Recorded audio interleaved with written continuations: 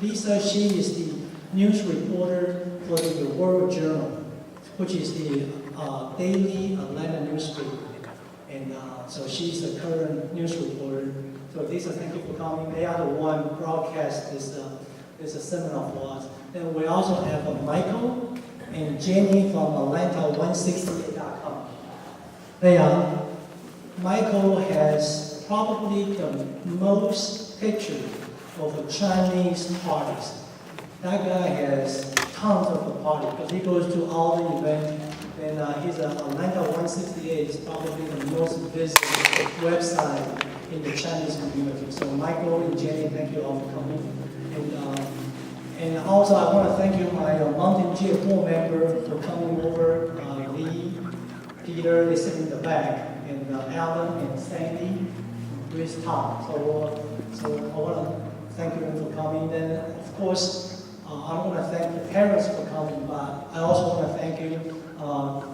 Our speakers, Dr. Keith Ingrid from the Ball Ground Academy, and we play tennis together, but I'm going to talk a little bit about him when I introduce him, and also Dr. Juan Carlos Aguilera, and he is a science program manager for Department of Education, Georgia.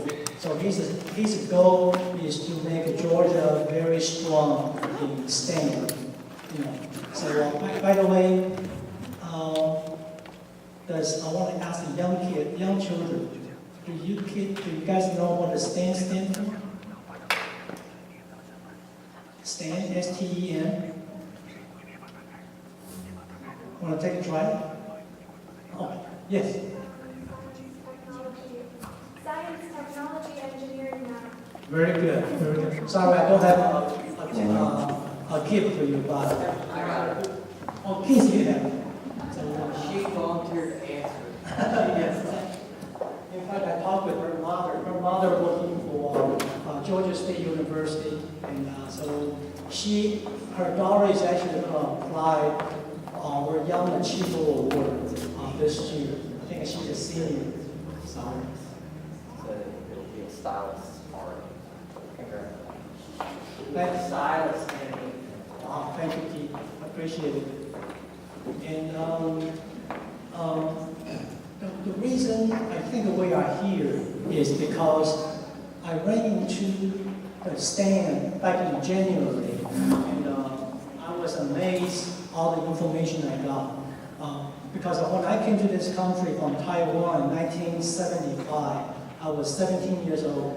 So I came to Georgia. I went to a Toccoa Falls Academy to go to a senior high school. And then after that, I went to 1 year college, then transferred to University of Georgia. But back then, I had no mentor. I had no club like this. My parents, they live in Taiwan, so they have no idea what's hot, what's important in the United States. So I talked to my advisor, who is a restaurant owner in San Francisco, who is a good friend of my father. So I asked him, what should I major in? He said, maybe doctor. He said, everybody is a doctor, that's a secure job. So that's what I did. I went to UGA, studied chemistry, and I was hoping I can get into medical school. Then by the time senior year, I realized I wasn't smart enough. My GPA wasn't high enough. And then the most important part, I did not have a green card. I did not have a U.S. citizen. I checked with the Emory Medical School. It costs $15,000 per quarter or per semester. I said, there's no way I can borrow that money, or my father, there's no way he can pay for that. So my senior year, I switched from chemistry to chemistry and computer science. So I took 1 extra quarter, and fortunately, I got a job with IBM. So then I threw away all the knowledge I know about chemistry. The only thing I know is H2O stands for water. So that's the only thing I know about chemistry. So if I knew some club like this, and I did not have to wait until my senior year to know what I want to major in. And also I want to say something, how strong STEM is. I went to my wife's, one of the school teacher's birthday party, and I talked to several people. 3 of the people I talked to, it's all STEM related. The first person, which is my wife's best friend, I invite her and her husband come to this seminar. And she saw the word STEM. She said, I get so pissed off at you. I said, why? She said, because she worked at the Shallow Falls Elementary School. They took her after school classroom to make STEM classroom. So she is very upset because STEM took away her classroom. But you can see right now, STEM just all over the place. Then the second person I talked to, his name is Justin. He's 27 years old. He and my son grew up together. He went to Georgia Tech, studied architecture major. So unfortunately, he graduated in 2009, and the economy was bad. So he still couldn't find a job. So right now, he's an American young man. So he lived in 5 Points. He worked in the restaurant, deliver food. And even though he graduated from Georgia Tech, very good school, but his major was in architecture, which is kind of hard to get a job. While my son, he graduated from Georgia Tech, he listened to me, and so he studied industrial engineering major. Georgia Tech's IE is #1 in the States, pretty much #1 in the world. So when he graduated from Georgia Tech in 2010, even with the GPA only 2.87, he still got a job with Lockheed Martin, and the salary was $52,500. And then he got a $4,500 bonus. Then after working for Lockheed, he working on the F-35 jet pilots. He switched to another company. So my son is about 27 years old, and he's making close to $70,000. While my daughter is 25. He got accepted to Georgia Tech and UGA, but he saw my son struggle at Georgia Tech. Because Tech is tough. If you take calculus, physics, my son actually flunked calculus 1 and 3. My daughter saw my son struggle at Georgia Tech, so she said, no, I'm not going to go to Georgia Tech. So she went to UGA, so she studied journalism. I think one of the ladies, her daughter is also studying journalism. So my daughter graduated in 2011, and she was able to get a job. And then I talked to another lady, her daughter also graduated recently. The starting salary for liberal arts, journalism, is about 32, 33. So you can see the gap right from the start is about $20,000, $25,000, $30,000 difference. And also the third person I talked to in the birthday party, his name is Mark. Mark is a manager at AT&T. So he recently listened to a presentation. And what happened is you're gonna hear from 2 speakers. USA is gonna be short on the engineer, programmers, over the next 10 years. I forgot the number, maybe 1 million. But the problem right now is in the United States, fewer and fewer people, students, are going to engineering, especially the ladies. And I think the reason is, just like my daughter, she can do the math, but for some reason she said, I just don't like math and all that. And even though she did well in the school, and then I think a lot of girls want to go to liberal arts. The problem is, all the future job is going to be in science, engineering, and all that. So that's the third thing I want to mention to you. But before I want to inviting our speaker, I want to tell a little bit about, by the way, my name is Jimmy Koo. I'm the current Mountain Jet chairman. And so I retired from IBM last December, so now I give me plenty of time to help, to be a mentor. So you young kids, young people, feel free to contact me, because in my group, we have, let me see if I can get my group. Hard to see. My group, we have all kinds of people. Like Lee is the patent attorney. Peter, he works for AT&T. Oh, Peter, you got Peter and me, and Alan. Alan is the webmaster for AT&T. So when you join us, you have access to all of us. Just feel free, to contact us. And let me go back. So this is kind of our agenda. Let me make sure I didn't go over my time. Okay, so I still have a little bit of time. I want to just tell you a little bit about Monty J. Anybody here knows about Monty J? I know a few people knows, right? Okay, so and I want to thank you, Jackie. Jackie Chen, she invited a lot of students from Leo Club, so we appreciate she did that for us. And also people from Shui, so thank you. And so basically, Monty J was created in 1990 in Silicon Valley. Back then, basically our mission is we have a lot of smart technology people. They create a company. They have a good product, but they don't have the finance. They don't have the money. So they created Monty J back in 1990 so to help the Chinese scientists and programmers to start their own company. So right now, there is a chapter in West Coast, in Southern California, in San Jose. And in San Jose, almost everybody on the board is like a CEO or president of some companies. And also in Taiwan, Monty J is very, very prestigious. Everybody in Taiwan, it's all CEO or chairman. And also, one thing I want to mention to you is, you can see, starting about 1995, Monty J started giving us kind of we call Young Achiever Award. And back then was maybe about $100, $150, $200. Over the year, we have given about 217. Last year, the number one get about $1,500, first place, then $500, $400. This year going to be the same thing. But the money is kind of a small thing, but the thing I think is valuable is for young people like you guys, you will be part of this group. And like I said, we have created a LinkedIn group.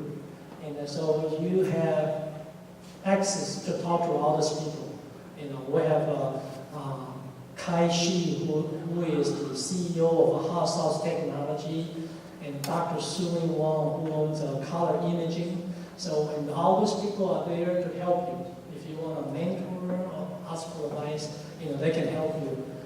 And so, and also, Monty J, we have 17 chapters, and the main one I want to point out is in Taiwan, also in Shenzhen and Sichuan. So 2 chapters from China. So we're all one big happy family. So that's a Monty J. And also, I want to briefly mention what we have done. So in March, we did an RFID seminar. I got a Georgia Tech professor and one of our board members to speak. Then in May, we did an investment seminar. Talk about Bitcoin, RFID.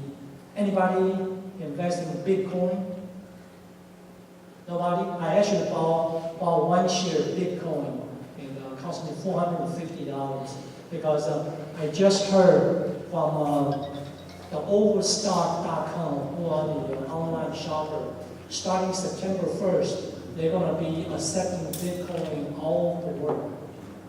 Because the reason they do that is because they cut their transaction costs. Whenever you use a credit card or PayPal, the merchant has to pay a lot of money. With Bitcoin, it's just peanuts. So more and more companies, Dell Computer, even the Democratic campaign start accepting campaign contribution to Bitcoin.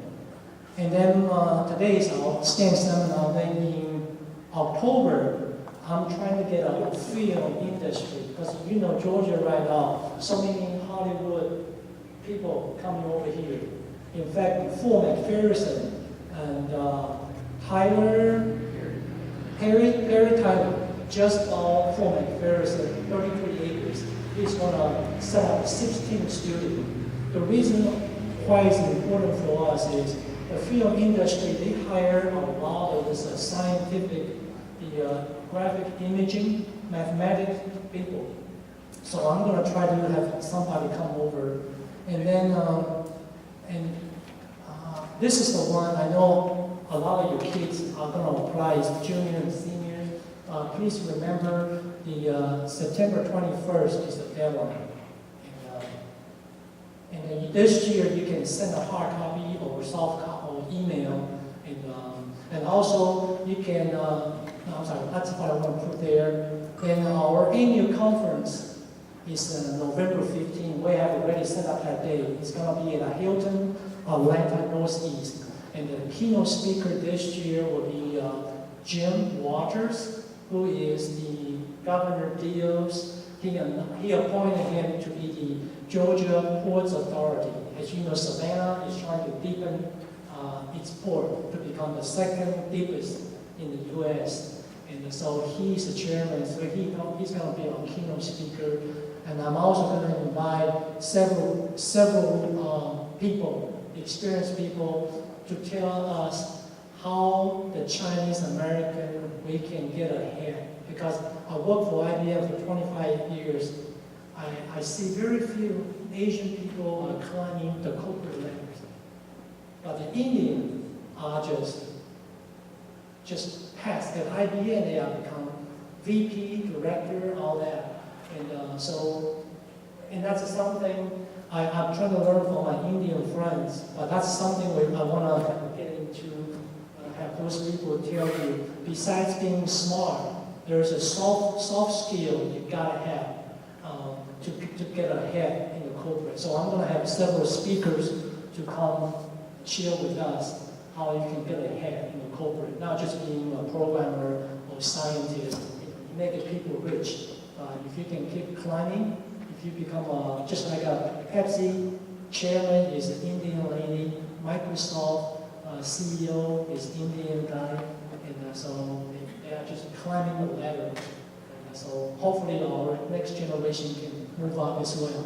And then also in late December, we're going to have a second reunion party. We're going to bring out the students, the Achiever Award from the past, and we're going to have a free party for you guys. We will, pay for it. So let me just. I'm going to. Yeah, this is kind of important. Now I'm going to take a few more seconds talk about why STEM education is important. Because according to the Department of Labor report, 65% of the job that will be created in 2021 do not exist today. And in order to anticipate those jobs, you gotta have a strong STEM education. And that's why we are here. So I want to thank you parents for coming over, because if you can help your kids right now at a younger age, then you don't have to take care of them when they are 30, 40, 50 years old. Because this is happening. My sister-in-law is moving with my mother-in-law. So she only finished high school and then quit and didn't continue. So now she really doesn't have a good career. And then the future job is, you're going to see, we call it IBM Watson, is whenever you go see a doctor, you talk to a computer. Computer know all your background and know all your database. So computer will be able to ask you a few questions and then can tell you what's wrong with you. And that's coming. And also, as you know, Google already invented driverless car. And there's going to be imagine the 18-wheeler going to be driverless. So it's all coming. And then I'm going to show you three things. I was, since I retired, so I watch TV a lot. I watch Fox Business News. On August 4th, I'm going to show you, there's three companies. One is called PowerMan. One is called #Prime. One is called, all the young people knows about this one, Kim Kardashian. So this guy, basically, his company, PowerMan, they designed a technology. When you go to Starbucks, you can put your iPhone, get charged. And now he has already got 5 companies, AT&T, DuPont, all that. So those are new jobs, so it's there. And the second one is called Health Tech Run. And basically this allows, if you get sick, using your iPhone, Android, you can access a group of doctors.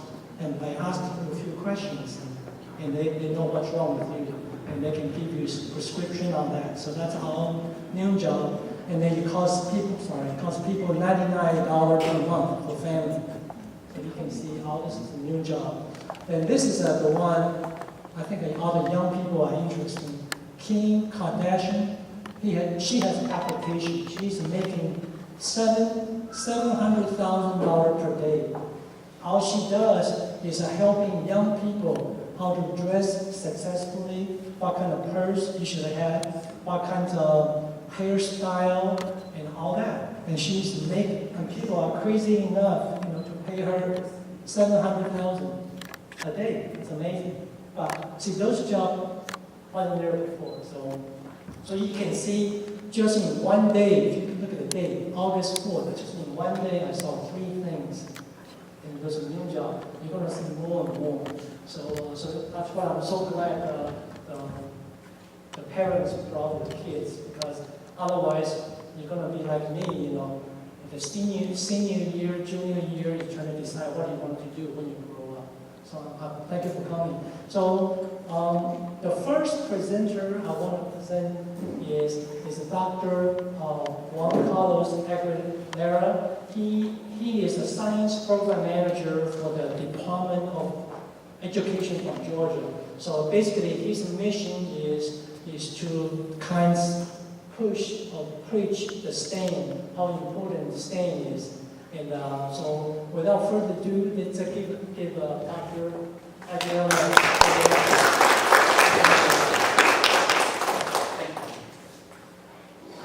Thank you, Mr. Ku. Good afternoon. Mr. Ku said I'm Juan Carlos Aguilar. I'm the Science Program Manager for the Georgia Department of Education. It's a pleasure for me to be here this afternoon with you.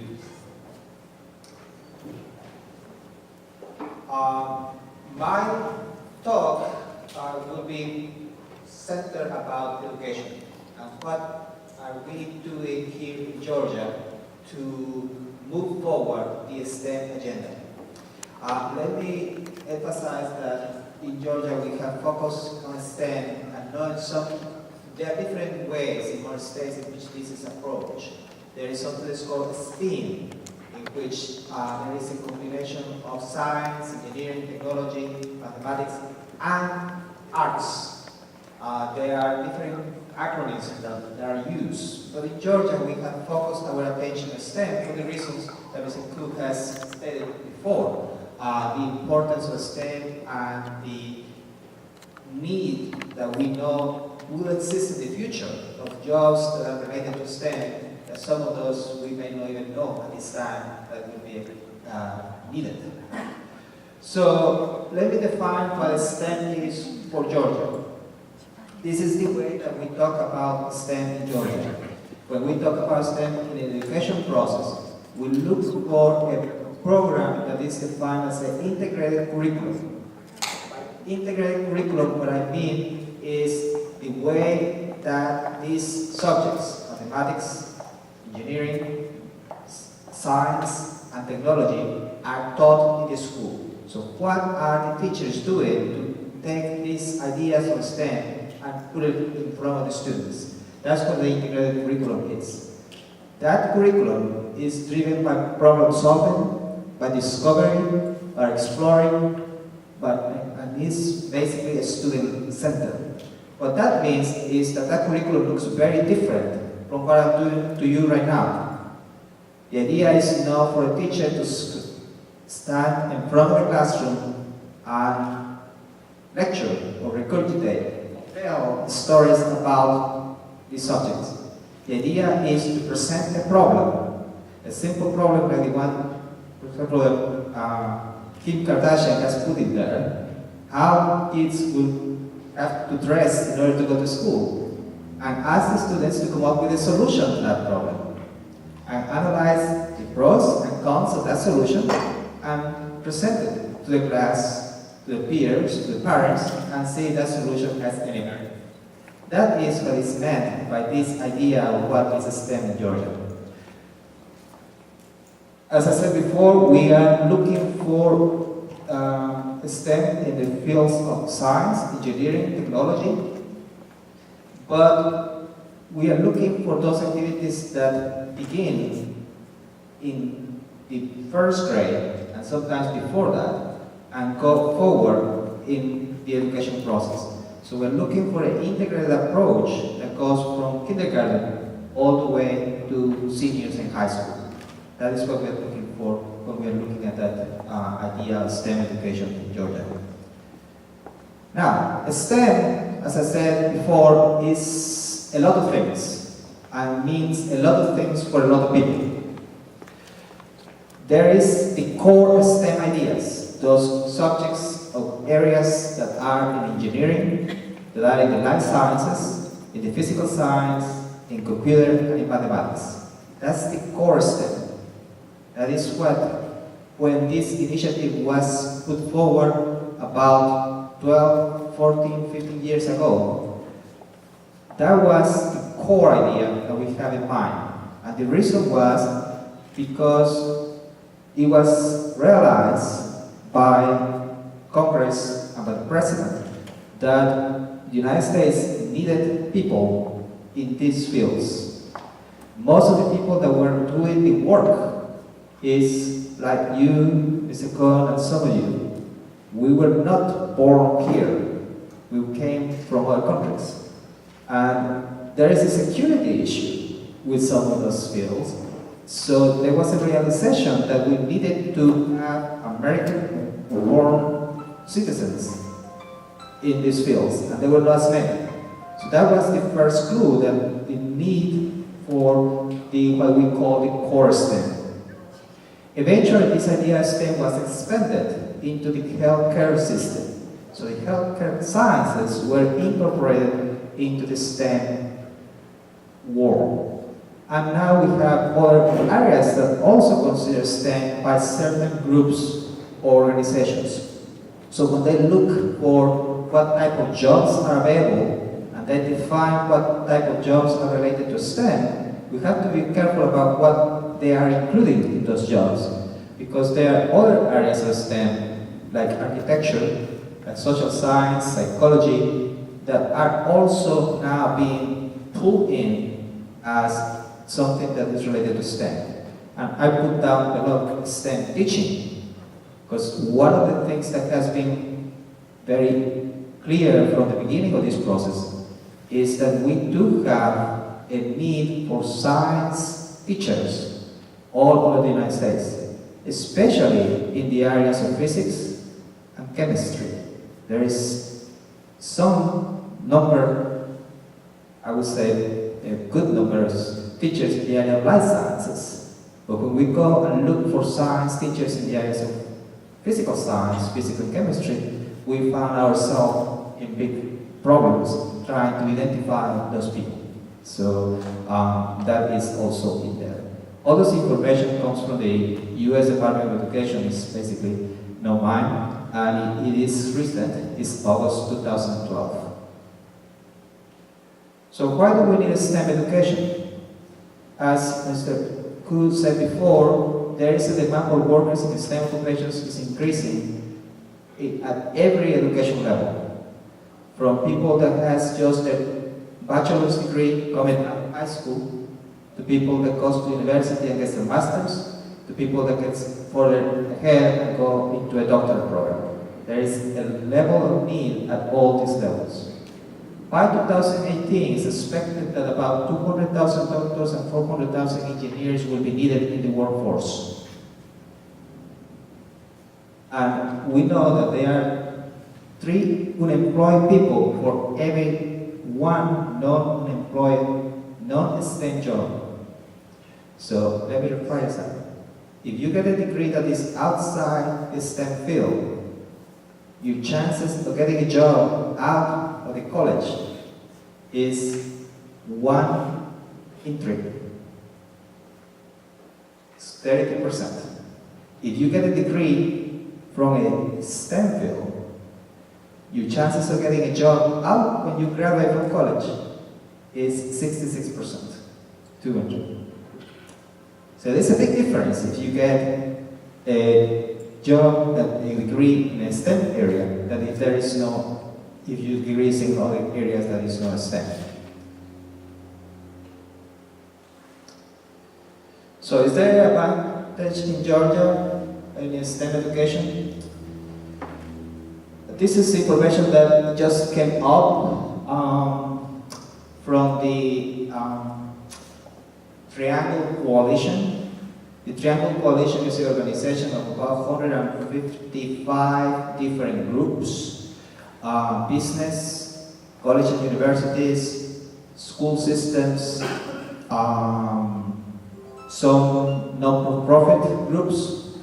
Actually, I am in the board of this group, and they just released this information about what is the need, what is the difference between a STEM opportunity and not a STEM opportunity. If you are looking for a job, any job, if you are looking for a job in STEM, your time that you have to wait in order to find a job is twice shorter than it is if your job is outside the STEM area. So just to put it in numbers, let's suppose that you are unemployed for 4 days. If you're looking in a STEM area, you will be unemployed for 4 days, but if you are looking in a not STEM area, it probably will be 8 days before you get an offer for a job. Most of the STEM openings require a doctorate degree. That's what we are calling. That's the specialization that's being looked for. In general, although that is true and that's the trend, it is more and more evident that there are other jobs also in the STEM arena that do not require the doctorate degree, but are also equally important. Jobs that are below the bachelor's degree, meaning something that you come up from a technical school or a high school, generally take twice as longer to fill than a degree that comes with, than a job that comes with a bachelor's requirement. Healthcare and computer science are the two major areas of job opportunities in the STEM arena at this time. That is when the more need is at the present. And in general, those jobs fill out quickly. If you have an opportunity and you're looking for those jobs, those kind of jobs, that in any other area of STEM. So if you are looking for a job in the healthcare services or in the computer science services, you will have a higher probability of getting hired sooner rather than later. I know that you cannot see this, but this is basically just a table of what is the number of advertised positions on the last year from 2013, the first quarter of 2013, that were available in any newspaper across the nation.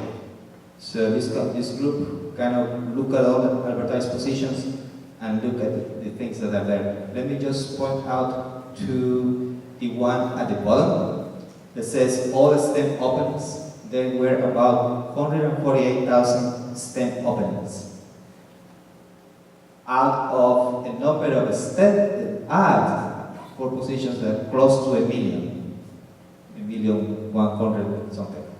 So about half of all of those openings were in the STEM field.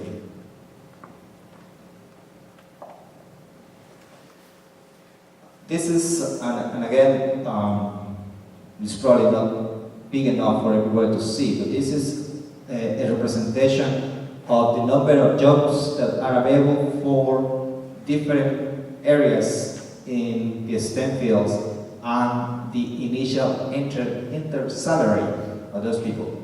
And let me just point out some here.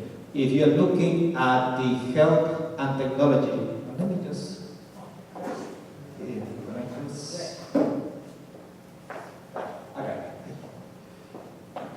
This area here is the healthcare services. There were about 2,807,000 jobs openings during that 2004-2012 period. The entrance salary was 44,000 for those groups. If you're looking here, this is post-secondary teachers. We have, and this is just in the STEM fields. This is not all post-secondary teachers. So this is about 586,000 teachers that were needed post-secondary. The entrance salary was, the average salary was about $86,000. These are people that has completed a PhD and are looking for either a position at a college or university or a postdoc, not a postdoc, but just a position at a college or university.